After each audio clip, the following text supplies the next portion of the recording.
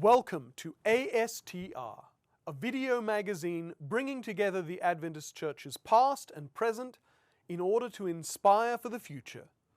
Brought to you by the Office of Archives, Statistics and Research at the Seventh-day Adventist Church's World Headquarters. We hope that as you watch, you will be interested, intrigued, and inspired to contribute to the mission of the Seventh-day Adventist Church. In this episode, first we're going to explore what happened this week in Adventist history. But then, have you wondered about where the Office of Archives, Statistics and Research comes from? Our second segment this week will explore the history of ASTR. And we will conclude by sharing some key data about Adventist medical ministry, what we have historically thought of as being the right arm of the Church's message.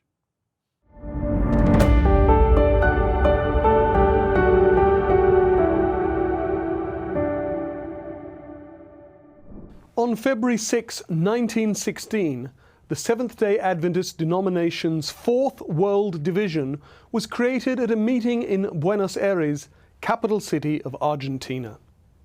The existing South American Union Conference became the South American Division, with this man, Oliver Montgomery, as president, and this man, Will H. Williams, as secretary-treasurer. The new division had two Union conferences and one Union mission in its territory: the Austral Union Conference, which comprised Argentina, Chile, Paraguay, and Uruguay, the Brazil Union Conference, and the Inca Union Mission, which comprised Bolivia, Ecuador, and Peru. The Union presidents were all missionaries at this point, including the veteran missionary to South America, Joseph Westphal, who you see here as president of the Austral Union Conference. Missionaries served as the presidents of the South American Division right up until 1975. The new division headquarters was initially in Buenos Aires, where it remained until 1950, when it moved to the Uruguayan capital, Montevideo. And it later moved again to Brasilia, capital city of Brazil, in 1976, where it's still located. Back in its early days, Oliver Montgomery served as division president for 6 years, and Will Williams as secretary-treasurer for 12. Montgomery went on to become a general vice president of the General Conference, and Williams the GC under-treasurer. On February 7, 1864, the first Seventh-day Adventist local church in Canada was organized in Westbury, which lies in what was known as the Eastern Townships region of the province of Quebec. It was near the U.S. border with the state of Vermont, and on both sides of the international border, Millerism had flourished, and there were a number of Seventh-day Sabbath-keeping Adventists in the 1850s. It was on this foundation that the Westbury Church was organized in 1864. 7 years later, on February 7, 1871, the 9th General Conference session convened in Battle Creek, Michigan, with 17 delegates present. They represented only 10 of the denomination's 12 conferences. The statistical report showed 4,550 members, including 60 in Switzerland. The delegates met for 6 days and re-elected all three officers: President James White, Secretary Uriah Smith, and Treasurer Adelia Van Horn. On February 8, in 1862, Oliver Mears, a farmer preacher, organized the first Seventh-day Adventist local church in the U.S. state of Ohio in the village of Lovett's Grove. In 1858, James and Ellen White had visited a group of Sabbath keepers in the area. It is notable in Adventist history because while staying in Lovett's Grove, Ellen White had her first vision of the great controversy between Christ and Satan. Exactly 18 years later, on February 8, 1880, this man, American missionary John N. Loughborough, conducted the first Adventist baptism in the United Kingdom in the port city of Southampton. Loughborough had arrived in Great Britain as the first Adventist missionary to the country in 1879. Gradually, he was able to organize a Sabbath school of 17 members in Southampton. He was joined there in April 1879 by this woman, the pioneer Bible worker Maud Sisley, who eventually served as a missionary in several countries. Loughborough pitched a tent and began evangelistic preaching in the summer of 1879, but met a great deal of skepticism about the Adventist message from English men and women. But Loughborough persisted and eventually baptized 6 men 143 years ago this week in Adventist history.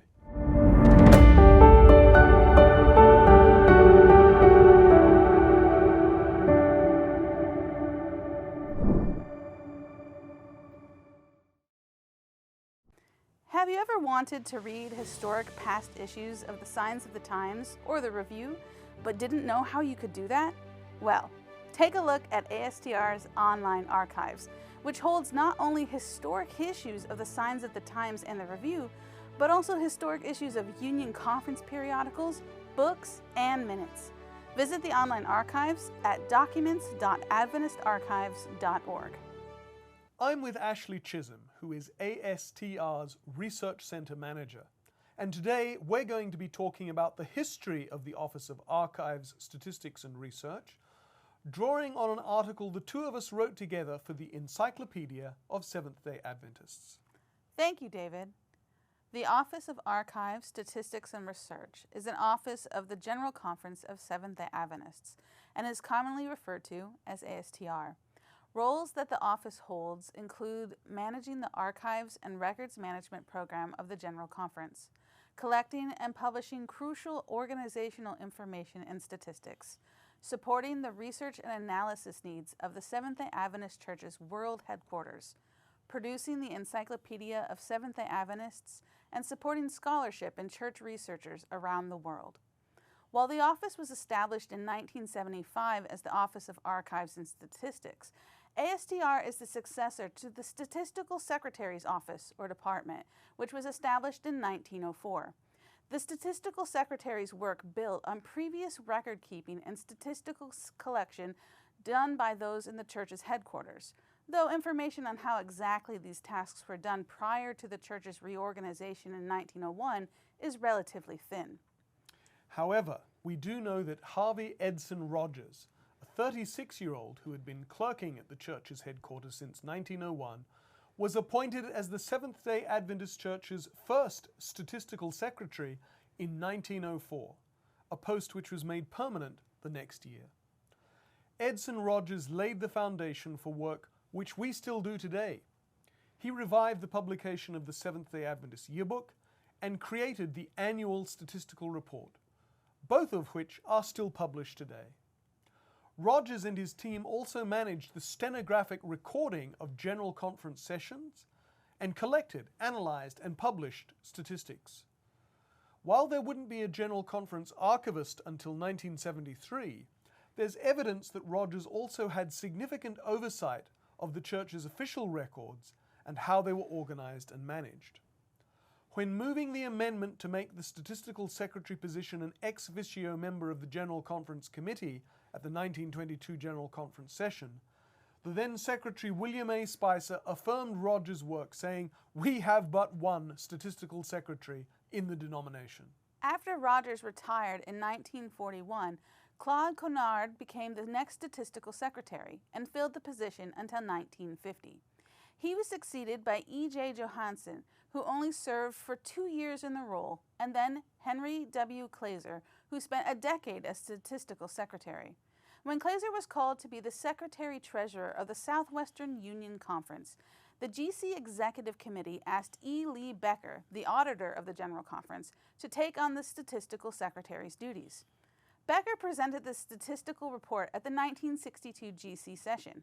After Becker's report, M.V. Campbell remarked, "Some people consider statistics rather dry, but actually they are history, and history is never dry." The 1962 GC session also officially discontinued the position of Statistical Secretary, preferring to combine the Statistical Secretary's duties with that of the auditor. Becker remained in the position and, despite the official discontinuation, was still referred to as Statistical Secretary in the Seventh-day Adventist Yearbook. Robert J. Radcliffe, an assistant auditor, succeeded Becker in the dual role in 1964, but this combined role was only short-lived. At the 1966 GC session, the role of Statistical Secretary was officially revived, and its duties separated from those of the auditor. Radcliffe remained as auditor, while Jesse O. Gibson became the new Statistical Secretary. It was during Gibson's tenure that the General Conference archives became officially established. Church leaders began to seriously consider creating an archives for the denomination after World War II, voting in the spring of 1946 to recommend that a Department of Archives be established to properly look after our legal documents and obtain copies of all deeds and legal papers from all divisions to be on file here in the General Conference office. This theoretical consideration grew during the 1950s and 1960s, but little to no practical action was taken. General Conference officers saw the preservation of the Church's documentary heritage as essential, but at the time did not see a need for the materials to be openly accessible to scholars engaged in research. But that was soon to change. Like most administrative decisions at the General Conference, the formal establishment of the archives in 1973 was a long time in the making. As early as May 1971, the GC administration had begun studying the specific question of whether there should be a proper archives and records management program at the headquarters.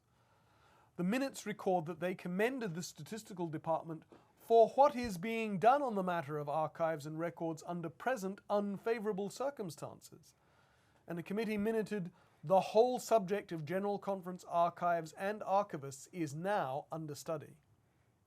4 months later, in September 1971, Associate Secretary David A. Barsh brought an item to the officers asking for further study on the practical aspects of setting up an archives at the headquarters, and such study was assigned to the Special Items Committee. While that committee did its work, Adventist scholars were making strides to promote the study of the Church's history, which by its nature necessitates archives and records management. On December 28, 1972, a group of 13 Adventist historians in attendance at the meeting of the American Historical Association held their own meeting alongside it.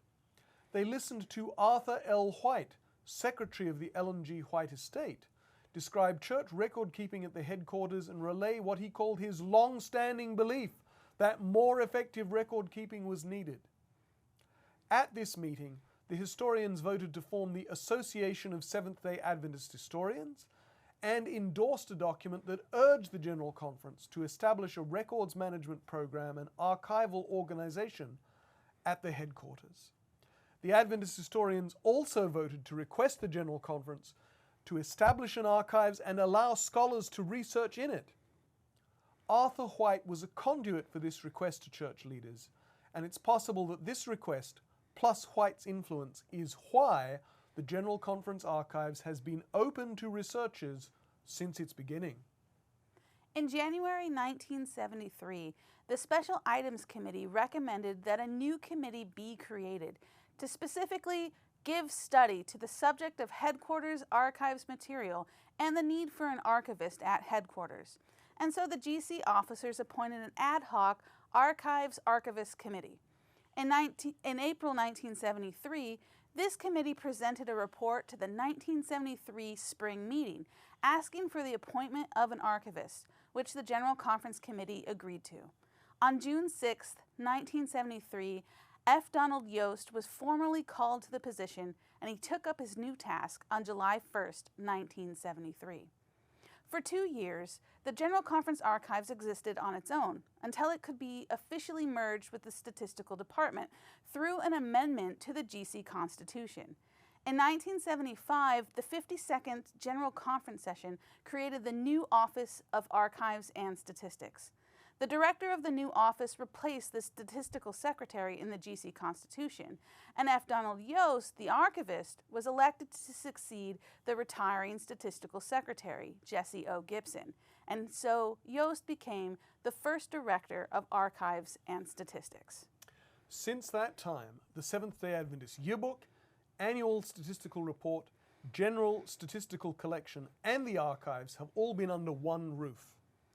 However, it continued, like the statistical office that preceded it, to be under the General Conference Secretary, and thus in effect a part of the General Conference Secretariat.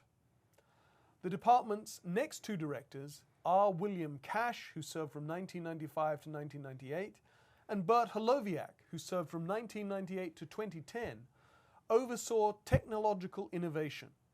The Seventh-day Adventist Yearbook on disc was introduced in 1998, and in the early 2000s a yearbook database was developed, which became the basis both for the publication of the printed book and of a dedicated website.